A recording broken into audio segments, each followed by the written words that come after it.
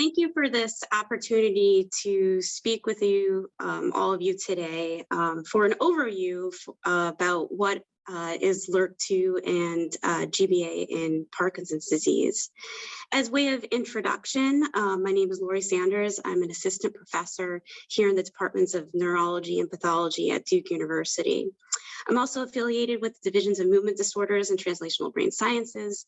And most recently, I serve as the faculty lead for Parkinson's disease interventional therapeutics at our Duke Clinical Research Institute. So Parkinson's disease is a heterogeneous disorder. Well, what do I mean by that? We know that the patient journey does not look like the same from patient to patient. So perhaps someone experiences tremor predominant Parkinson's disease, but over the course may switch to a different symptom that becomes more predominant. Also, a patient may experience slow progressing Parkinson's disease, while others may unfortunately experience faster decline with their disease.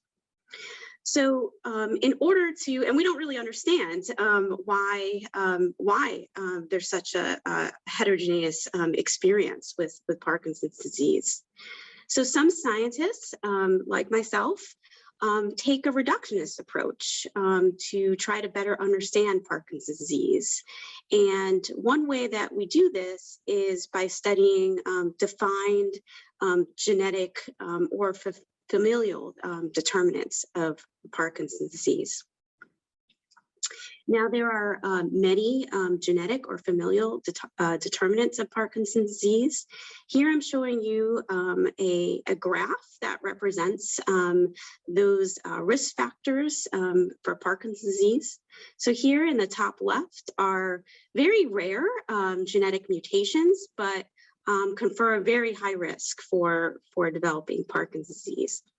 Here in the middle is maybe a little bit more common in the population and has a medium risk for Parkinson's disease. And these include both LRRK2 and GBA that we're going to talk about today.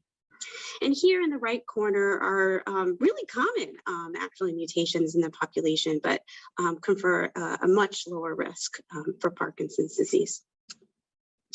So GBA, mutations in GBA account for about 1 in 10 Parkinson's disease cases worldwide. It can even be up to 1 in 5 in certain populations, such as Ashkenazi Jews, for GBA mutation causing Parkinson's disease. Incidentally, mutations in GBA or homozygous GBA mutations, and that's which you have 2 copies of this mutation, cause a common lysosomal storage disease known as Gaucher's.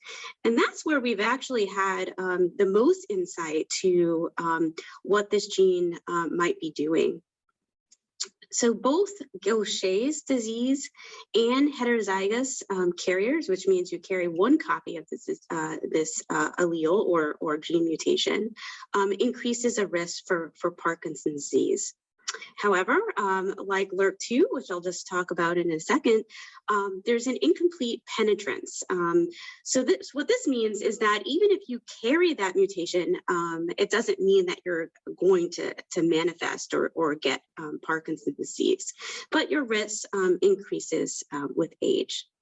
So we know that GBA is a lysosomal enzyme, and the job of the lysosome is to basically take care of the garbage in your cell. So I'm sure you could probably imagine that if there's a disruption was able to manage the garbage collection in your cell, that this can impact protein trafficking. So this can lead to an increase in protein aggregation, such as synuclein, which is a key player in Parkinson's disease, as well as disrupting lipid or fat metabolism and how it's utilized in your cell, And ultimately, the quality control of getting the right cargo in your cell to the right place at the right time. But really, fundamentally, we don't understand how mutations in GBA lead to Parkinson's disease. Now, LRRK2, which is leucine-rich repeat kinase 2, mutations are affiliated both with genetic or familial forms, as well as idiopathic forms, and can be as high as 40% in certain populations. Interestingly, I would say that the normal function of LRRK2 is still unknown, despite being identified over 15 years ago. And the pathological function of LRRK2 is still a mystery. We do know that LRRK2 has profound impacts on mitochondrial function, which is the organelle in our cells that maintain energy homeostasis. But LRRK2 does not seem to go inside the mitochondria, so it seems to be an indirect effect. There are at least 6 pathogenic validated mutations in LRRK2.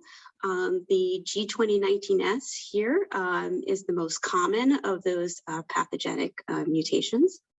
However, what they sort of share biochemically is that they all cause an increase in kinase activity.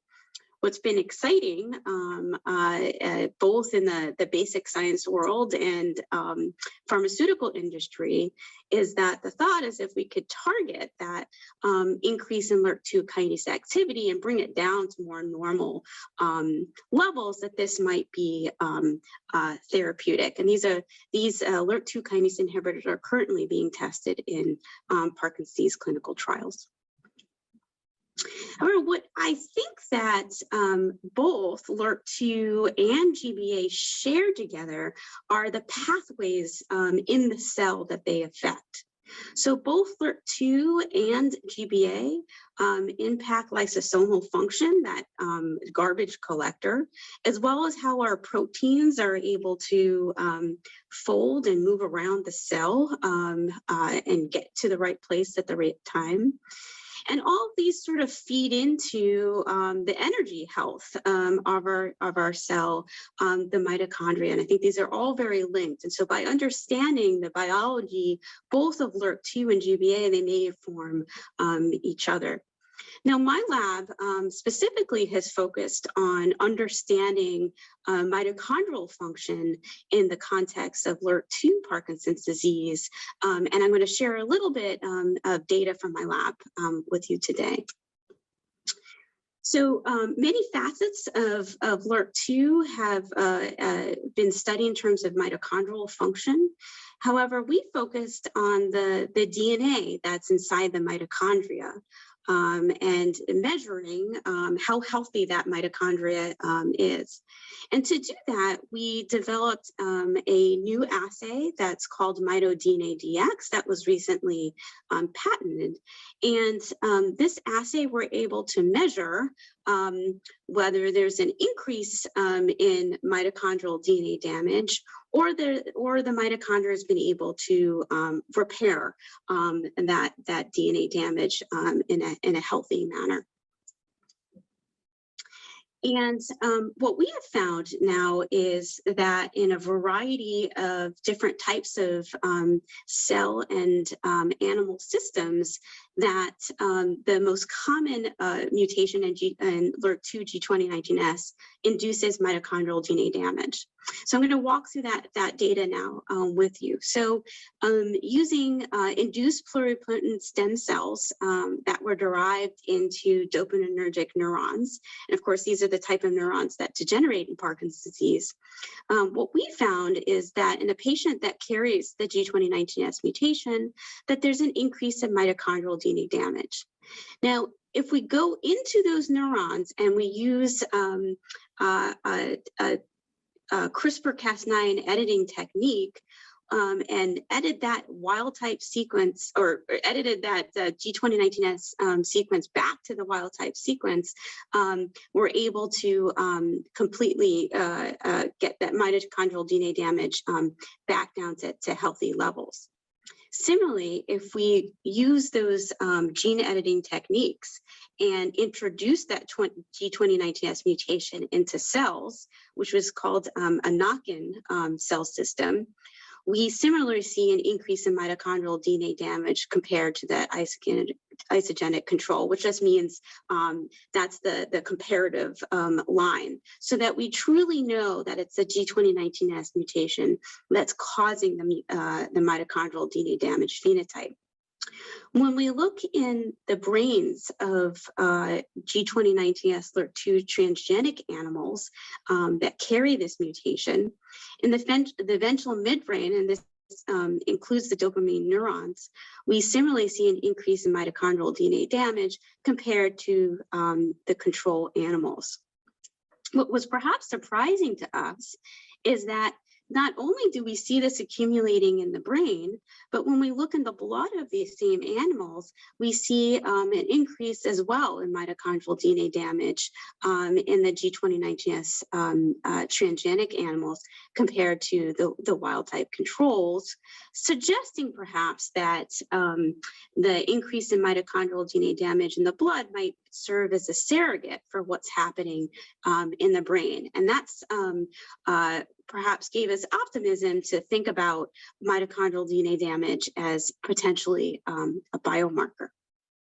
So our next steps were to see if we could reproduce these results in human samples.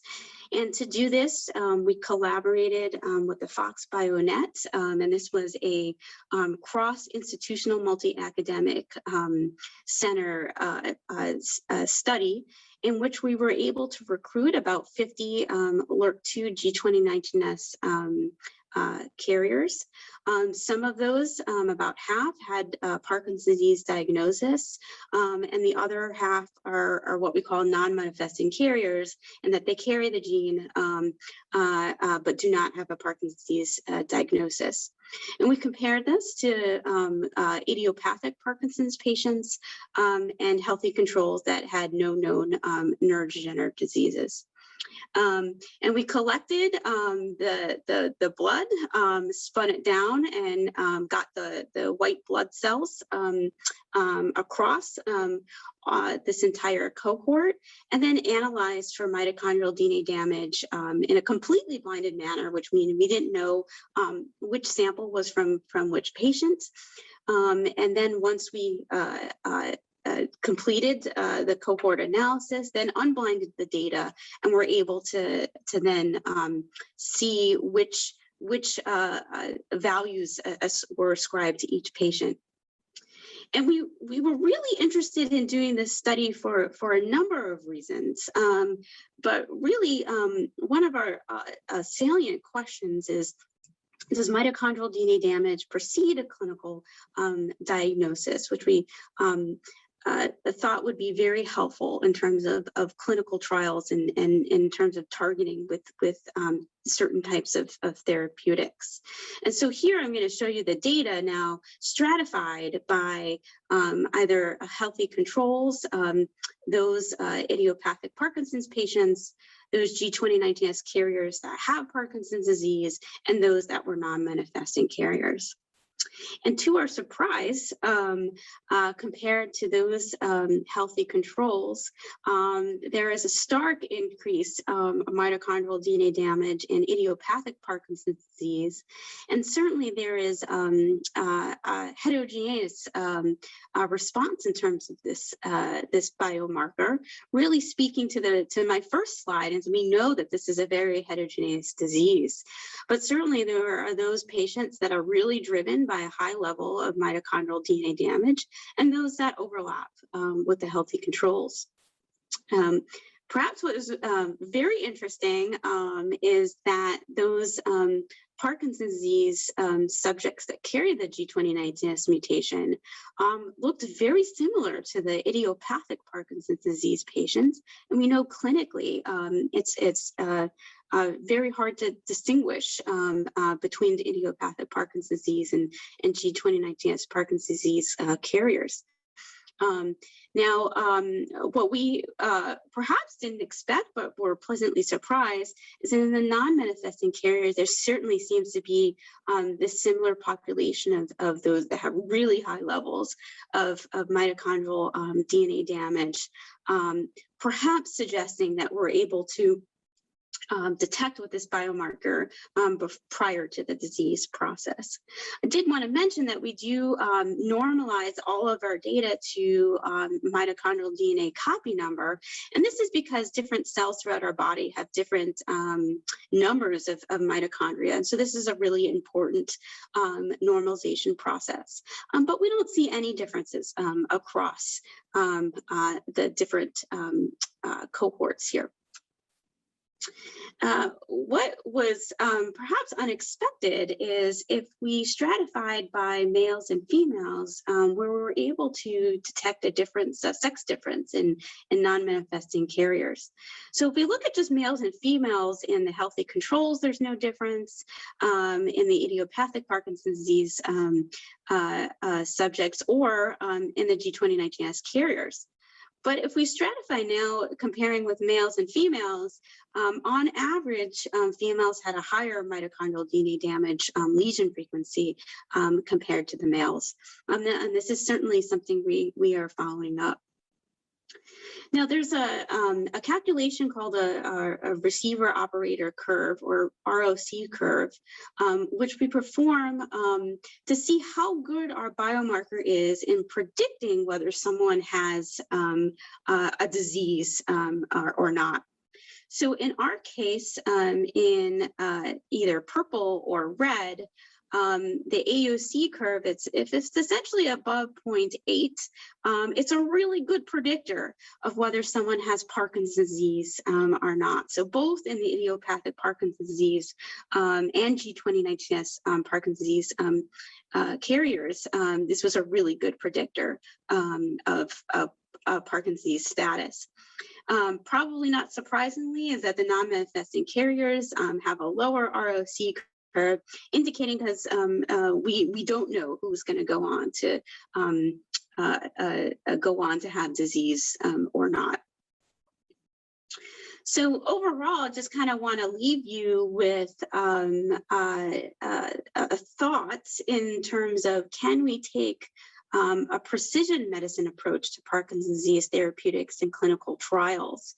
And so what that means is, if we take a genetically defined or familial determinant of Parkinson's disease, can we match, identify those patients and then match them to the right drug? And perhaps that mitochondrial DNA damage is one way in which to identify patients with a genetic determinant or not, as we have idiopathic Parkinson's patients now, similarly with this biomarker, and match it to drugs such as LRRK2 kinase inhibitors, for instance, that are coming through clinical trials. So thank you for your time. I certainly want to thank all the members in my lab. Most importantly, the patients and volunteers that donated their time and their blood so that we could perform these studies, and my funding to be able to do this work. Thank you very much.